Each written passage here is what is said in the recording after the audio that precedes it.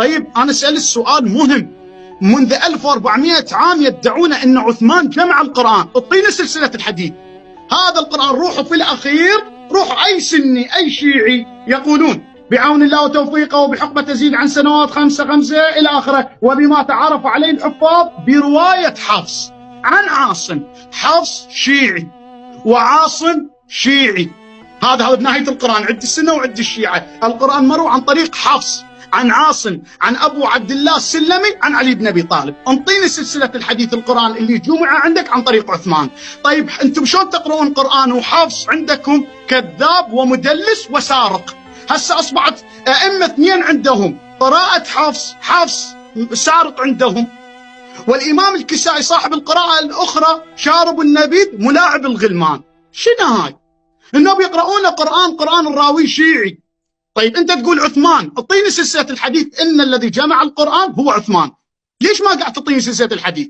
أنا قاعد أعطي سلسلة عن علي بن أبي طالب سلام الله عليه. أما يعني أنت بتطعن في موضوع جمع عثمان للقرآن الكريم. طب ما توضح بس النقطة دي حتى لو كانت سؤال للشيخ مجدي وهو يتغاضى عنه.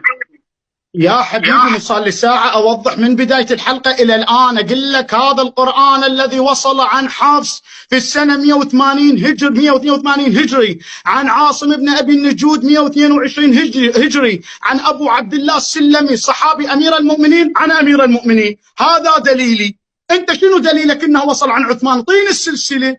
قاعد أوضح أنا وبالدليل مكتوب بالنهاية حفص عن عاصم. حفص هم طعنوا فيه وقالوا سارق، طعن به الألباني، طعن به الذهبي، جميع علماءهم قالوا إن حفص كذاب ومدلس وسارق. هو من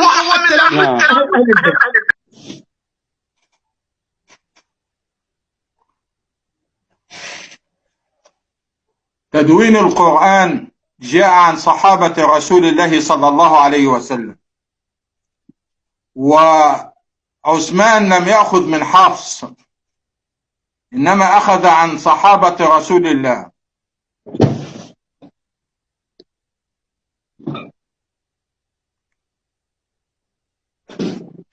حفص لم يكن سندا إلى عثمان، لم يكن سندا إلى عثمان. أبو بكر جمع القرآن وعثمان كتب بجمعه أبو بكر. من مجدي السنة ليس فقط الشيعة. لماذا؟ أيها السنة اسمعوا وعوا ما أقول. هذا القرآن الذي في بيوتكم أنكر ويقول لم يصل إلينا عن طريق حفص. اذهبوا إلى نهاية القرآن، انظروا إلى شيخكم يكذب. ماذا يقول؟ بعون الله وتوفيقه وبحكمة تزيد عن سنوات 5 جهود مضنية من الكتاب، إلى أن يقول وبما تعارف عليه الحفاظ برواية حفص عن عاصم، وذلك بإشراف هيئة علماء من كبار علماء بلاد الشام، من كبار علماء بلاد الشام سماحة المرحوم الطبيب محمد أبو اليسر عابدين، فضيلة الأستاذ كريم راجع. إلى كل بيت مسلم شيعي مسلم تجد في نهايته أن القرآن وصل إلينا عن طريق حفص. لماذا تقول القرآن لم يصل إلينا عن طريق حفص؟ لماذا تكذب هذه الكذبة يا شيخ؟ كل بيت أستاذ محمد قرآن في بيتك، قوم جيبه وشوف. نكر القرآن كله نكره. هسه هو يقول القرآن لم يصل إلينا عن طريق رواية حفص. هذه القرآن راوي عن رواية حفص. يعني أنت من هنا تكذب. يعني اكو بيت مسلم ما بيه قرآن؟ مليار مسلم، مليارين مسلم راح يطلعون القرآن ويكشفون كذبتك. شنو هو ردك بالله؟ شنو ردك على الناس؟